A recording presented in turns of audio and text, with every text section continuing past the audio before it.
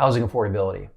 So not only does this affect somebody that's looking for a primary residence, it also affects real estate investors such as myself. Prices have increased so much and interest rates to go along with it that nothing makes sense to purchase as an investment. So that being said, what exactly needs to happen to increase demand and make housing more affordable for someone looking to buy? Well, you may have heard people talking about a reverse market crash.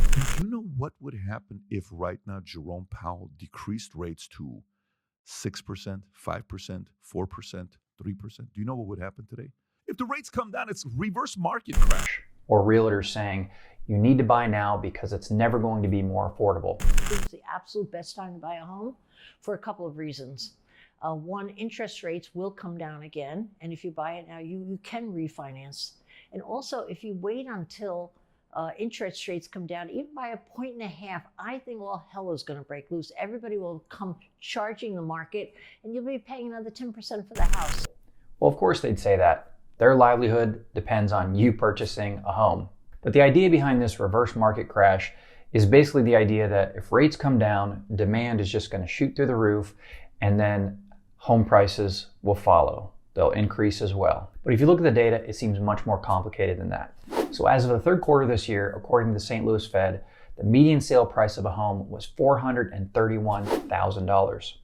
So how much would you need to make in order to afford a home that costs $431,000? So let's take this home, $431,000. Now, typically they say you want to put 20% down, but according to statistics, typically people only put an average of 7% down on their first home. So 7% of that $431,000 home is $30,170, leaving you with a loan amount of $400,830.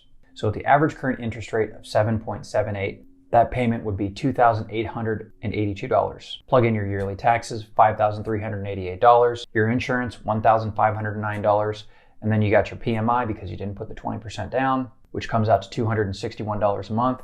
And your monthly payment on the average $431,000 home in the US is $3,718 a month. Now, it's usually recommended that you don't spend more than 28% of your gross income on your mortgage. So if you factor that in, 28%, $3,718 would be 28% of $13,289, which means you would need to make $160,000 in order to afford this mortgage. Interestingly enough, there's only 20% of households that actually make that kind of income. So you can see where this becomes complicated. How are prices going to rise if there's only a limited amount of people that could afford that to begin with? The average household in America actually only makes $74,000 a year. So there's quite a bit of difference between what the average person makes and what you need to make to afford the average home in America. While it might be possible for prices to increase if interest rates come down, in my opinion, it would only be short-lived. There's just not going to be enough demand for these houses because nobody's going to be able to afford them.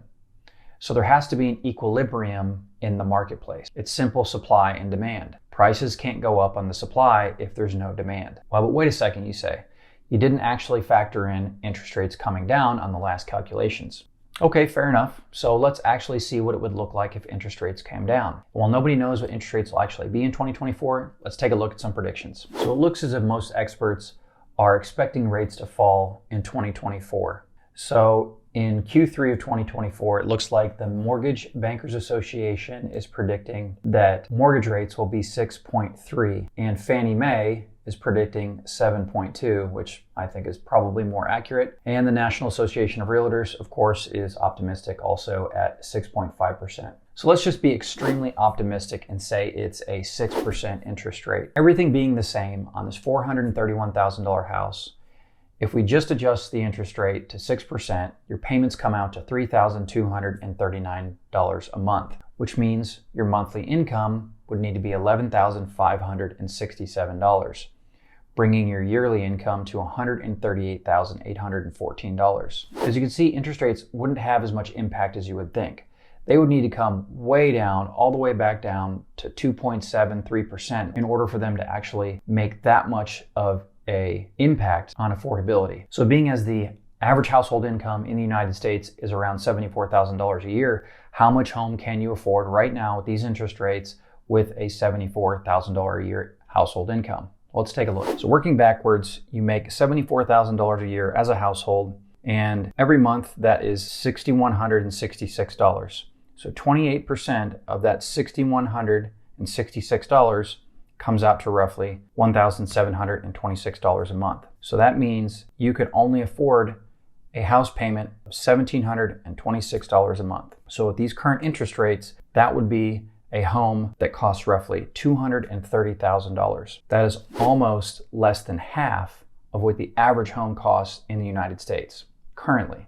And that is calculating a 6% interest rate. Now, none of these examples presume any kind of high credit card debt, which we know is at an all-time high from all the reporting in the news. None of these things presume any kind of high car loan debt, which preceding COVID, there was reports that the average car loan was shooting past $700 a month. And then there's student loan debt payments kicking back in the last couple months. None of these things factor in all those other things that are going to affect how much money you can borrow for a home loan, which makes it much more unaffordable than any of the examples that I ran here today. Even for those high income earners, those people that are making over $150,000 a year that can afford that $400,000 home. When in reality, they probably can afford much less because they have all these other things that are affecting their debt to income ratio. So all these things considered, it's easy to see how home prices just can't go much higher. If there's not anyone there to buy the homes because they're simply unaffordable, then prices will just have to come down to balance out the market and get it back to equilibrium. I mean, rates would have to come down to 2.5% or 3% in order to make them even remotely close to being affordable for the average household in America. So in my personal opinion, I don't think it's a good time to buy a home. I think it's a good time to sit on the sidelines and wait and save up money, and hopefully there's some sort of correction in the near future. I mean, it is way cheaper to rent right now in the United States than it is to purchase a home. But all of this stuff is dependent on what market you're in. You know, a lot of people fail to mention that there isn't one real estate market in the United States.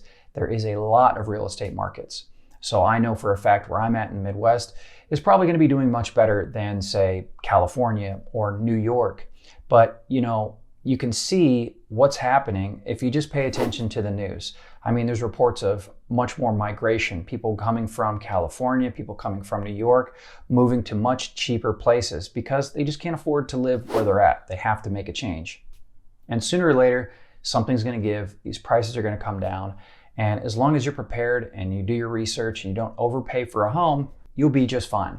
You know, I wouldn't buy a home right now because if this is the top of the market, you don't want to have overpaid for a home and come a year or two down the road, you've got negative equity. I mean, you only realize that equity when you sell a home, but let's say you have to make some sort of drastic change in your living situation 2 years after you purchase it. So you purchase it this year, 2 years from now, you have to move for whatever reason it is, you go to sell your home, you've got negative equity. So if you're going to buy this year or next, make sure that you're paying the lowest amount you possibly can.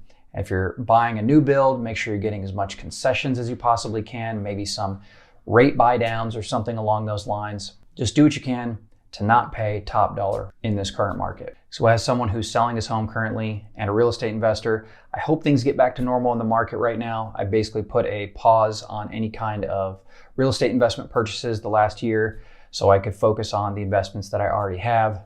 It's getting much harder to get lending from banks. They're tightening their lending practices. It's getting much harder to find deals with these prices just so inflated.